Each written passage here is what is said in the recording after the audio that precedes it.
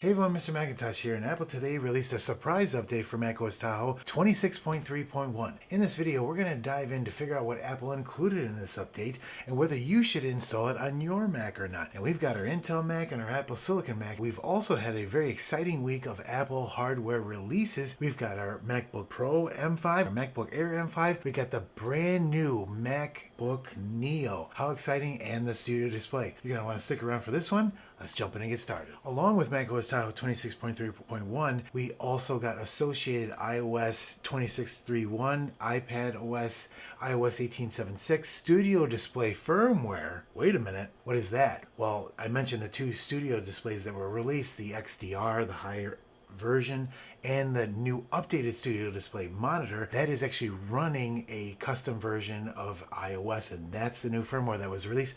So when that new monitor comes out and you plug it into your brand new Mac, you will get that update and software update. So let's take a look at what the build version is here for the 26.3.1 update. It is 25D 2128. It's a 4-digit number here, and sometimes that's with a special build for brand new hardware, but in this case it's not, because it's available for all supported Tahoe models. Now let's take a look at the what's new in macOS updates for Tahoe. We don't have much. Hey, at least it's not the old trusty, right, important bug fixes and security updates, but it is different. And this update extends the external display support to include the Studio Display 2026, the new one that came out this week, and the Studio Display 27-inch XDR, along with bug fixes for your Mac. Okay, so we again have to put our Sherlock Holmes hat on and try to investigate and see what the difference is. So if you're getting a new Studio Display, you're going to want to install this update, or you're going to have some problems. Is the monitor not going to work when you plug it in? Not sure. But maybe the webcam, the speakers might have issues, all these different things that are on the monitors. There's different Thunderbolt ports on the back, the USB-C ports, the microphone, the camera. All these things might not work properly when you plug it in. But it'll be interesting to see what does happen if you do. And it might work just fine. But we do know something really important that I need to bring up. Here is the brand new Studio Display product page, 2026. And you can see all the specs here. But if you go down to the bottom here and you look at what is supported, what do we not see here? Where's the Intel devices? What? That's unfortunate. I know. The Intels are on their way out. Trust the old Intels, you know. The reality is it's still supported. This model is still supported. 2020 models, 2019 models are still supported.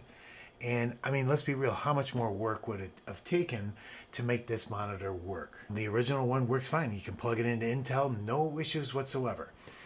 And what will happen? If it's not supported, will I plug it in and it won't even display anything? I don't know. And it'll be interesting to find out. Or will it display a screen, but some of the other things that I mentioned earlier, like the camera, the speakers, and the volume controls and all this stuff, and the microphones won't work? There's only one way to find out, and it's bringing an Intel and plugging it in and see what happens. Interesting enough, the old Studio Display does work on some Windows 10 and Windows 11 systems with the proper Thunderbolt port. So that's kind of interesting, right? So if that works, it gives me hope that it still will work at some capacity here. So now that we know that, what are these other bug fixes? Well, we do know, and when we start looking deeper in, that's where we find some of the changes. If we go to the firmware section of my site here, we can see that the firmware for Apple Silicon has not been updated. So we know that's not there. But wonder if we go to the Intel side, over on the BridgeOS version, still not updated. This is where I needed your help here. We're starting to track the Intel T2 firmware on itself, not the iBridge or the BridgeOS here. If anybody has a machine on Tahoe 26.3, can you get me this information and post it in the chat? I would really appreciate it. And I apologize, I don't remember your name, but I found you in the chat and you gave me the 26.2. Give yourself a shout out down in the chat so I can say thank you very much for getting that for me. And once I have this, we'll be able to start filling this in. I had a system on this, but I updated to 26.4 to do that how to block macOS Tahoe upgrade. We do have a Safari update. Safari was updated to 26.3.1, so maybe there's a bug fix in Safari that we just don't know about yet. So that's at least something that points us in that direction.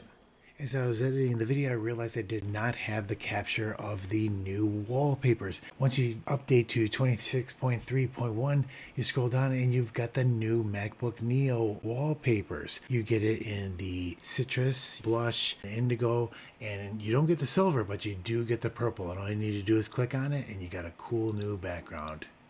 So if we didn't get anything else on this 26.3.1 update, what about the security releases? I'm a big proponent of keeping your Mac secure. Let's go over to the security releases page and take a look. So if we scroll down here, we see that these releases, no published CVE entries. So there's no security fixes in this release. So that's a very important part when you're coming up whether you want to install this update or not. Just because an update is released does not necessarily mean that you need to run out and install it. And I know what it looks like. You get the big red circle on there and it's annoying to you, and you get the notifications up here. You don't have to do it, right? Especially when there's no important security updates and when there's no fixes in the what's new and update that you need. So I just want to make that clear. If you install it, fine. I install it. We're here. We're ready to go. Let's take a look at what's new in Enterprise. Now keep in mind, usually the new Enterprise pieces are only for larger releases, not 0.1, 0.2 releases. Those are usually little small bug fixes or improvements or even security fixes. And then we still got the background security improvements that we're looking for too when they come out. So again, there's no Enterprise changes here. Now let's look at the developer notes. There is no developer notes for this point release. And there, again, this is the same thing with Enterprise. We usually don't see that with the smaller dot releases. So do I recommend installing the 26.3.1 update? Nope. If you don't need the Studio Display, there's no reason to install this update. You can wait until 26.4, which is already in advanced beta 3 right now, which will be coming out probably later in the month or even early April. That's the one I'll be waiting for. And that's the big, what I've talked about is the big spring release.